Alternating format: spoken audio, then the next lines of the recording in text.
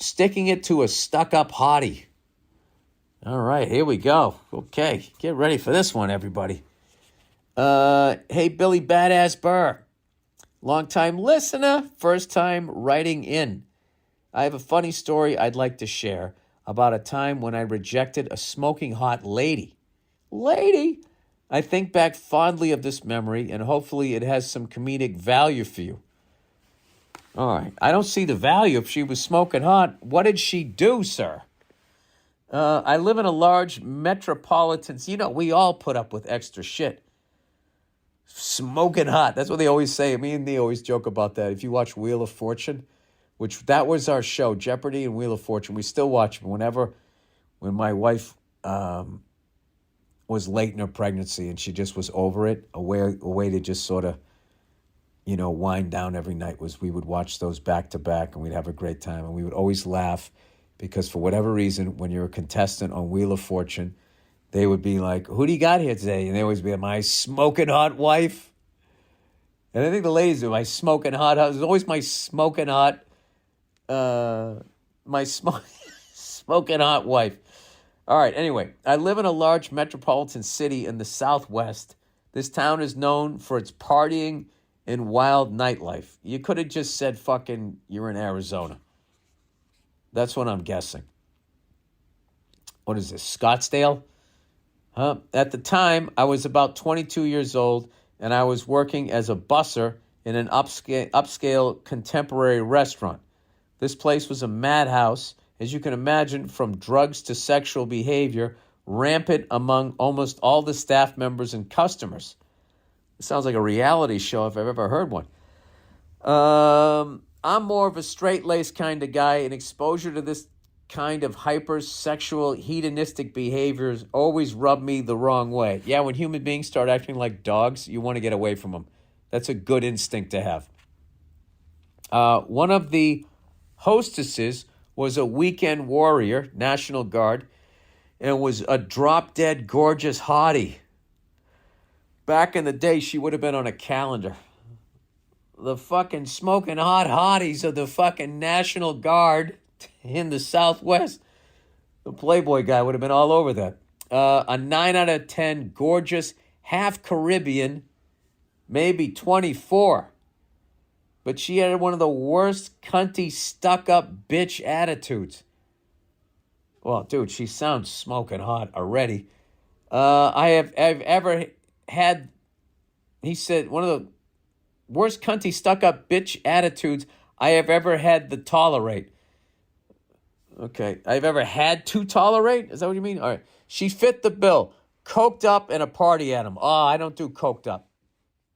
That takes a 10 down to a fucking -2. See ya. She needed to be taken down a peg, and the stars aligned to give me the opportunity organically. Why did she need to be taken down a peg? Dude, that's a waste of energy. Just walk away from the wreckage and just get on with your life. But anyway, he's going to take her down a peg, everybody. Here we go.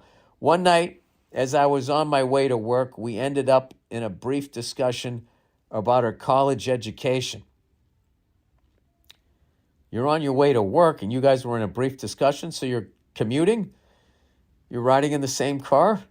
I playfully asked some questions, testing her knowledge of what she had studied, and she said to me, why don't we go out for a few drinks after I get off work, and we can talk about it? Oh, Jesus.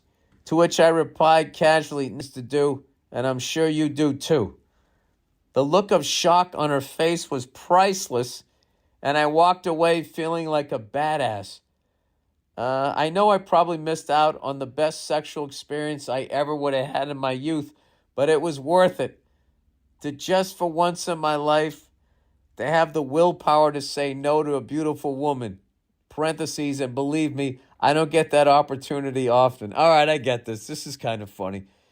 And she got a taste of her own medicine to boot. I'm nothing special and probably a jackass, but I always think fondly of that memory. Oh, my God. That reminds me, I can't even remember the story. I was on the road with Joe DeRosa, and there was some smoking hot woman just at the bar. It's back when I drank. And, running her yap, had nothing to say, but she's gorgeous, so no one's telling her to shut up. And we were talking about something, and she said that we were wrong. And it somehow came down to a bet. And if we could prove that me and Joe are right versus her, she would actually buy a round. It was really DeRosa destroyed her. I can't remember how this story went. But somehow she ended up being wrong.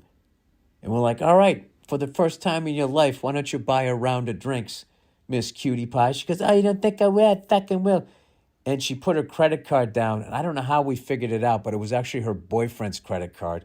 And we were able to be like, nah. We made her put her own credit card down, which she did. And she bought us a round of drinks. And when they handed us the drinks, me and Joe promptly turned around and walked away from her. And we would I remember we were on opposite sides of the bar, laughing our asses off. And I yelled over to DeRosa. I go, how does it taste? And he did the Goodfellas. He goes, delicious. Delicious. You know when they go over to fucking Pesci's house and they're eating spaghetti? When they got Billy Bats in the truck? There is something funny about doing that. And she'll survive, she's smoking hot. She'll forget about it. She probably doesn't even remember it.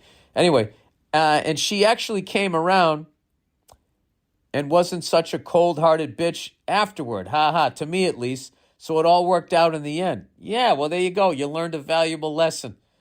There's some chicks that are just so hot that you almost have to be a dick to them to kind of zap them out of because I think that taps into the fact that they kind of know that eventually their looks are going to go and they're really leaning on them. So I think that's a scary moment. Like, oh, wait a minute. I'm getting rejected here. Does this mean it's the beginning of the end for me? Like an athlete. The first time, you're in the open and some young guy runs you down and tackles you. Like, what the fuck, man? That was a touchdown. The first 10 years of my career. Am I getting slower? What's going on? Anyway, she came around. That was many years ago, and I've gotten far away from that environment. I'm not a very good writer, so thanks for hanging in there. I thought you did great. If you even read this, you're one of my heroes, Bill, and listening to your podcast and all of your life's advice you have shared has helped me to become a better person. Well, I'll give you a better... Next time you're fucking with a half-Caribbean fucking cutie pie, you already got this story, so hang out with her. I'd like to thank you and all your listeners who write in to ask for advice and share your stories. I have navigated many relationship pitfalls because of your podcast. You're a gentleman and a scholar, sir. Jesus Christ, did I write this? You're pouring it on thick.